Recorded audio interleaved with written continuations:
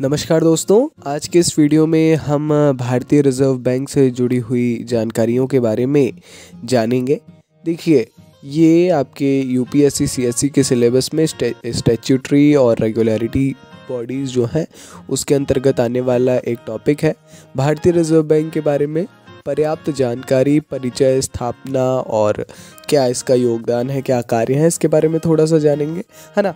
विशेष है थोड़ी सी जानकारी, उसके बारे में समझेंगे। काफ़ी ज़रूरी टॉपिक है, ये आपको भी जानकारी होगी ही, ठीक है। कोई भी कन्फ्यूज़न आता है अगर बीच में तो आप बेझिझक कमेंट सेक्शन में पूछ सकते हैं। आइए जानते हैं भारतीय रिजर्व बैंक के बारे में। भारतीय रिजर्व बैंक की स्थापना भारतीय रिजर्व बैंक अधिनियम 1934 के प्रावधानों के अनुसार उसके अंतर्गत 1 अप्रैल 1935 को हुई थी। देखिए, ये बिल्कुल ध्यान रखना है, स्थापना कब हुई? 1 अप्रैल 1935 को। कौन से अधिनियम के अंतर्गत? तो भारतीय रिजर्व बैंक अधिनियम 1934 के अंतर्गत, ठीक है। तो शुरुआत में रिजर्व बैंक जो था उसका केंद्रीय कार्यालय कोलकाता में स्थापित किया गया था, ठीक है।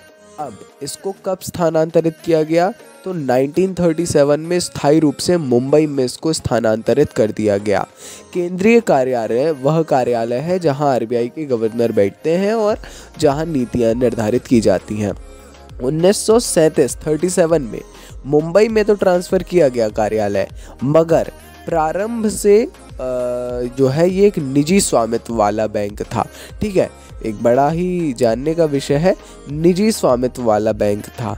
फिर 1949 में रिजर्व बैंक का राष्ट्रीयकरण किया गया और फिर जो है इसका स्वामित्व भारत सरकार को दिया गया 49 में, ठीक है। तो ये चीज़ हमको ध्यान में रखना है बहुत। देखिए, एक तो अधिनियम 1934, स्थापना 1935, मुंबई का जब स्थानांतरण हुआ वो है 1937 और राष्ट्रीयकरण हुआ 1949 को। तो ये बहुत इम्पॉर्टेंट ईयर्स हैं, याद रखने वाले। आगे बढ़ते हैं, थोड़ा सा इसकी प्रस्तावना के बारे में जानना चाहिए। प्रस्तावना क्या है?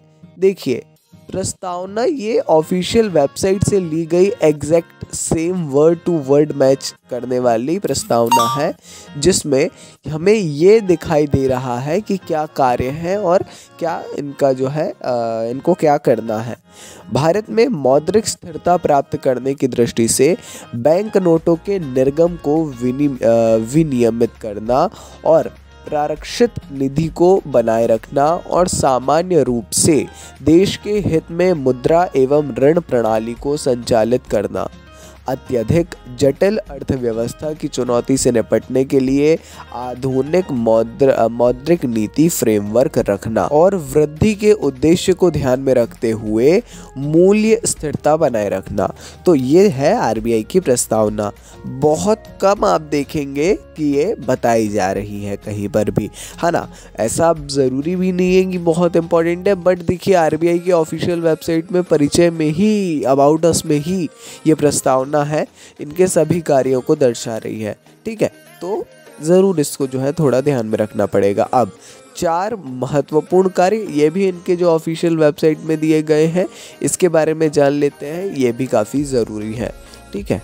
जो सबसे पहला कार्य है वो है मौद्रिक प्राधिकारी, मतलब मॉनेटरी अथॉरिटी।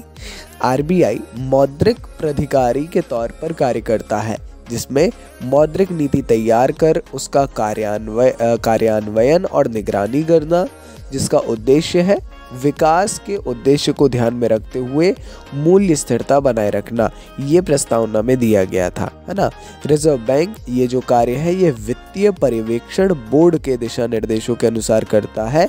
इस बोर्ड के अनुसार इस बोर्ड की जो स्थापना है ये भारतीय रिजर्व बैंक के केंद्रीय निदेशक बोर्ड की एक समिति के रूप में नवंबर 1994 में की गई थी, ठीक है। तो मौद्रिक प्राधिकारी के तौर पर आरबीआई कार्य करता है और एक बहुत महत्वपूर्ण भूमिका अपनी निभाता है।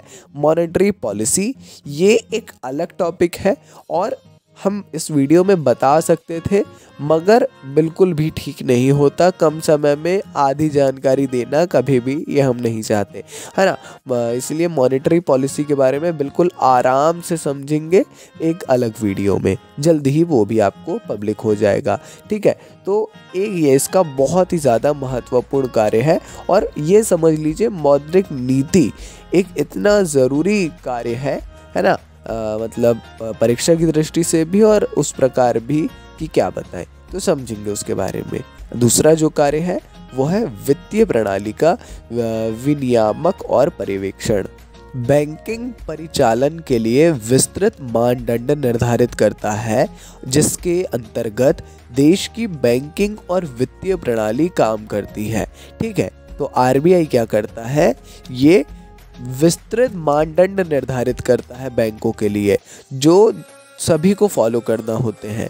इससे प्रणाली में लोगों को विश्वास बनाए रखना, जमाकर्ताओं के हितों की रक्षा करना और आम जनता को किफ़ायती बैंकिंग सेवाएं उपलब्ध कराना ये कार्य है, ठीक है। तो जो भी वित्तीय प्रणाली है उसमें रेगुलेशंस लाना, है ना, उसकी मॉनिटरिंग करते रहना लगातार, इसमें आरबीआई का एक बहुत बहुत बहुत ज़रूरी रोल है। ये तो आप भी मानेंगे, है ना। प्रत्येक बैंक को फॉलो करवाना और रूल बनाना, ये एक बहुत इम्पॉर्टेंट काम है जो इस स्लाइड में आपको देख पा रहे हैं। आगे बढ़ते हैं। मुद्रा जारीकर्ता, ये एक अच्छी चीज़ है और इम्पॉर्टेंट जानकारी है। आरबीआई एक बहुत ज़रूरी रोल प्ले करता है एज मुद्रा जारी करता है ना, करेंसी को जारी करने में रोल है इसका। तो ये तो ठीक है, साथ में ही उसका विनिमय भी करता है आरबीआई, अथवा परिचालन के योग्य नहीं रहने वाली करेंसी और सिक्कों को नष्ट भी करने का काम आरबीआई का है, ठीक है। आम जनता को अच्छी गुणवत्ता वाली करेंसी नोटों और सिक्कों की पर्याप्त मात्रा उपलब्ध हो, ये सुनिश्चित करता है आरबीआई। तो मुद्रा जारीकर्ता के तौर पर जैसा हमने बताया बहुत इंपॉर्टेंट रोल है, ठीक है। साइन वगैरह कौन करता है ये तो बिल्कुल क्लियर ही है। 1 रुपए के नोट को छोड़ के 1 रुपए में वित्त सचिव करते थे, और उसके अलावा जितने भी नोट्स हैं उसमें गवर्नर आरबीआई के ही सिग्नेचर होते हैं, ठीक है। ये एक्चुअली 4th डल गया है, 3rd होना चाहिए था। अब 3rd जो है वो है विदेशी मुद्रा प्रबंधक। विदेशी मुद्रा प्रबंधक के तौर पर भी आरबीआई का एक भूमिका है, वो है ना, ये विदेशी मुद्रा प्रबंधन अधिनियम 1999 का प्रबंध करता है।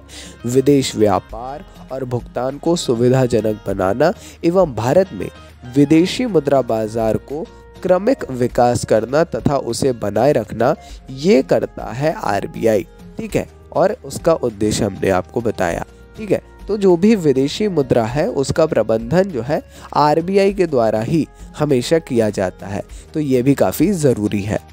तो ये थे आरबीआई के रोल्स और स्थापना, परिचय, प्रस्तावना, है ना। इस वीडियो के माध्यम से आपने अगर ओवरऑल जाने तो आरबीआई के बारे में जो है ओवरऑल काफ़ी सारी जानकारियाँ इकट्ठी कर ली हैं, है ना। एक चीज़ है जो है मॉनेटरी पॉलिसी, इसके बारे में जल्द ही से हम तो प्रयास करेंगे कल ही, अगर नहीं हो पाता है तो as soon as possible monetary policy की वीडियोस जो एक वीडियो के माध्यम से उसको कवर करने का पूरा प्रयास करेंगे। बाकी ये थी आज के इस वीडियो की अंतिम जानकारी। अपन मिलेंगे अगले वीडियो में ऐसी ढेर सारी जानकारियों के साथ। सपोर्ट अपना निरंतर बनाए रखिए। अगर वीडियो अच्छा लगा हो तो लाइक करिए, चैनल पर नए हैं या अभी तक सब्सक्राइब नहीं किया है तो सब्सक्राइब करिए। मिलते हैं गाइस जल्दी ही नेक्स्ट वीडियो में। नमस्कार। Dynamic impulsion.